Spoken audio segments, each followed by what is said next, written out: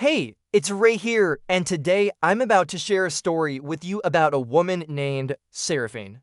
She's just like any other person, but when a simple misunderstanding takes place in a first-class cabin, everything changes in the blink of an eye. What happens next? You'll have to stick around to find out.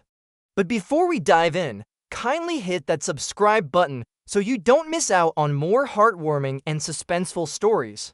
And once you've finished watching, I'd love to hear your thoughts. Feel free to share your own experiences and tell me where you're watching from. I'm excited to hear from you. Let's dive into the story. Seraphine Mendez had never flown first class before. Today was special. Her husband, Airline Vasquez, had insisted she enjoy the luxury she never once thought to splurge on. As she entered the plush first-class cabin of Stellar Airways, she couldn't help but admire the soft leather seats, the crisp white linen, and the quiet hum of an exclusive world. She settled into her seat by the window, a peaceful smile playing on her lips. But as soon as the flight attendants began their rounds, Seraphine felt a slight shift in the air. Karen Reynolds, the lead flight attendant, walked down the aisle, her gaze lingering for a moment too long on Seraphine. It wasn't until she reached Seraphine's row that the tension became palpable. "Excuse me," Karen said, her tone sharp. "I'm afraid this is first class. Are you sure this is your seat?" Seraphine froze for a moment, taken aback by the bluntness. "Yes, it is," she replied smoothly, her voice steady but carrying an underlying edge. "It's my seat. My husband purchased it for me." Karen raised an eyebrow, but there was a subtle sneer in her eyes. "Is that so? I see." She glanced at the boarding pass again. "Well, just make sure you don't cause any confusion. These seats are very expensive, you know." Seraphine's cheeks burned, but she forced a smile, grateful for the peace of her secluded corner. But Karen's words were like daggers, each cutting deeper than the last. She couldn't help but feel like an outsider in a world she didn't belong to. Seraphine leaned back in her seat, trying to ignore the fluttering discomfort in her chest. It was just a seat, she told herself, just a simple misunderstanding. But the whispering among the other passengers didn't help. A businessman a few rows ahead muttered something about how people in economy should know their place. Another woman, with designer sunglasses perched on her nose, glanced over with a dismissive stare. She tried to focus on the view outside, on the clouds drifting past, but the whispers crept in. "She doesn't belong here. Who does she think she is?" The noise of judgment intensified as the flight attendants made their rounds. Karen kept her eyes fixed on Seraphine, lingering just a little too long, almost as if daring Seraphine to challenge her again. Each time their eyes met, Seraphine felt a little smaller, a little less worthy. Then, as if on cue, Karen's voice sliced through the air again. "I'm afraid you'll have to move to your assigned seat in economy. This section is reserved for the premium passengers." Seraphine's heart skipped. She glanced around, noting the other passengers' eyes on her. They were waiting for her to make a mistake, to show that she didn't belong. "I'm afraid this is where I'm sitting," Seraphine replied firmly, trying not to let the panic seep through. "I'm traveling with my husband, Airline Vasquez. He bought the tickets." Karen's lip curled into a faint smirk. "And who is Airline Vasquez exactly? I don't see anyone by that name on the flight list." The words struck Seraphine like a slap in the face. Her stomach tightened, and for a moment, she couldn't breathe. What was happening? Was she about to be thrown off the flight? The tension in the cabin thickened. Seraphine felt the eyes of the passengers boring into her, weighing her down. She could hear their whispers, the quiet murmur of judgment. "She's lying," someone said quietly. "She doesn't belong here." But before Seraphine could say anything further, the door of the plane swung open, and there, framed in the doorway like a figure out of a storybook, stood Airline Vasquez. He was tall, imposing, and utterly confident. His black suit gleamed in the artificial light, and he moved with the kind of self-assurance that made everyone take notice. The flight attendants froze as Airline locked eyes with Seraphine. There was a moment of stillness. The whispers died down. He walked toward her with an unwavering gaze, his presence commanding the entire cabin's attention. "Is there a problem?" Everlin's voice was smooth, but there was an edge to it that silenced any further protests. His eyes remained fixed on Karen. The tension that had been building all this time snapped like a taut wire. Karen's expression faltered, her earlier bravado evaporating. "Mr. Vasquez," she stammered, clearly caught off guard. "I didn't realize." "It's fine, Karen," Everlin interjected, his tone firm but not unkind. "But perhaps we can avoid any further misunderstandings." As Everlin made his way down the aisle, the cabin seemed to hold its breath. The air shifted. People straightened in their seats, and those who had been whispering exchanged nervous glances. Seraphine couldn't help but feel a flicker of relief. Though there was something unsettling about the way the passengers suddenly grew quiet, Everlin reached Seraphine and leaned down to kiss her on the cheek, his hand gently brushing hers. "Is everything all right, my love?" he asked, his voice low enough for only her to hear. Seraphine nodded, though her stomach was still a knot of nerves. She felt the weight of the entire cabin's eyes on her, but Everlin's presence was a comforting shield. "Excuse me, Karen," Everlin continued, his gaze never leaving her face. "Could you please ensure that my wife's seat remains undisturbed for the duration of the flight?" Karen was pale, her earlier confidence gone.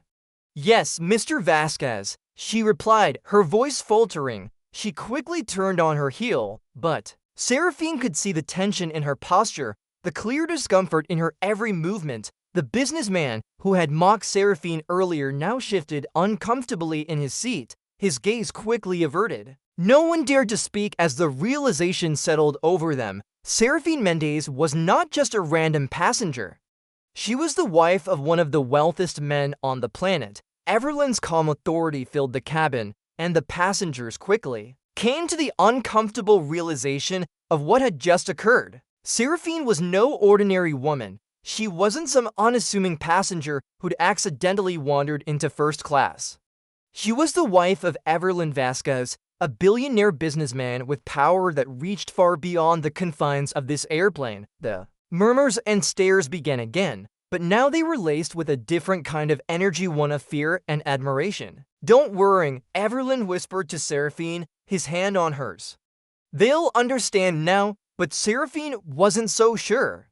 As the attendants scurried to rearrange themselves, she could feel their eyes on her, the discomfort hanging heavy in the air. She had spent so long working to rise above this kind of treatment, to prove that she was more than just the wife of a powerful man. But today, in front of all these strangers, her true identity had been exposed in the most public way possible. But then, Everlin stood up and addressed the cabin in a voice that commanded attention. "I want to thank everyone for their patience," he began, his words slow and deliberate. "As you may have noticed, my wife, Seraphine, has been subject to some misjudgments." He paused, letting the weight of his words settle. "You see, Seraphine isn't just a passenger. She has a history with Stellar Airways. She was once the youngest head flight attendant we ever had, and she's also the reason this airline is where it is today." The room grew even quieter, if that was possible. The impact of Everlin's words hit like a wave. The passengers who had once whispered about Seraphine's presence now shifted uncomfortably in their seats. They had no idea who she truly was, and the sudden revelation left them speechless. Everlin continued, his voice gaining strength. "Seraphine was instrumental in making Stellar Airways the company it is today.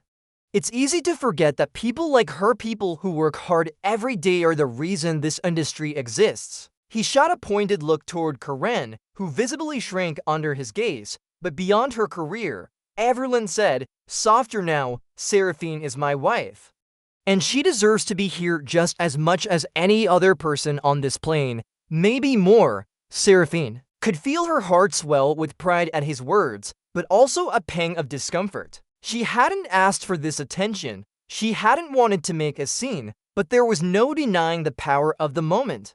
She'd been judged, and now she was being defended in a way she'd never imagined. Everlin's words had struck a chord with the passengers. The snickers and sneers faded away, replaced by an uncomfortable silence that lingered in the air. After the tension subsided, Evelyn sat down next to Seraphine, Hishand resting gently on her lap. The flight attendants moved quietly around them, but Karen remained in the back, her face flushed with embarrassment. The realization had set in. Evelyn Vasquez was not a man to be trifled with.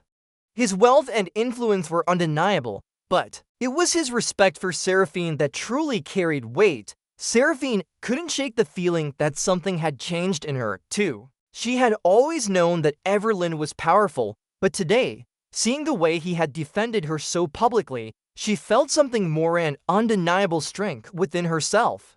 She was no longer just his wife, she was someone to be respected in her own right. The flight continued, but the mood had shifted. The tension remained, but now it was uncomfortable in a different way. Karen, for all her bravado earlier, was nowhere to be found.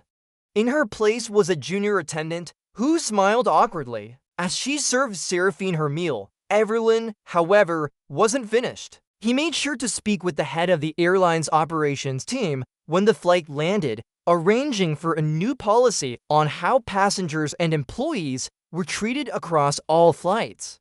He also made it clear that Karen and the crew would undergo training on how to treat customers with respect, regardless of their background or appearance. "I'm a businessman," Evelyn had said calmly during their conversation, "but I believe in treating people right. Today, that didn't happen, and I won't stand for it." The aftermath was swift. Within days, Stellar Airways announced new employee training protocols designed to focus on customer respect and inclusivity. Evelyn's intervention had changed not just the way the crew treated Seraphine, but how they would treat everyone. The message was clear: no one was above or beneath anyone else based on their appearance or status. Everyone deserved dignity. Seraphine, for her part, had been offered a new role at Stellar Airways' Director of Customer Experience.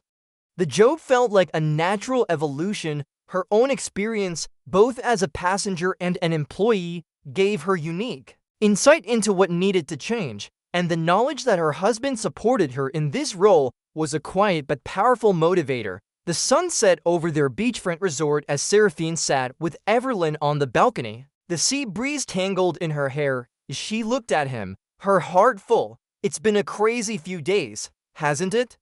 Seraphine said, her voice soft. Evelyn smiled, squeezing her hand. "You've handled it beautifully. They'll never forget this moment, neither will you." Seraphine laughed, a bit self-deprecatingly. "Maybe I've learned something today, too. I'm not just Evelyn Vasquez's wife. I'm Seraphine Mendez, and I deserve a seat at this table, too." And with that, the next chapter of her life began, one where she no longer had to prove her worth to anyone. She already knew who she was. And there you have it, a simple woman, underestimated and judged, who proved that true power and worth come from within, not from appearances.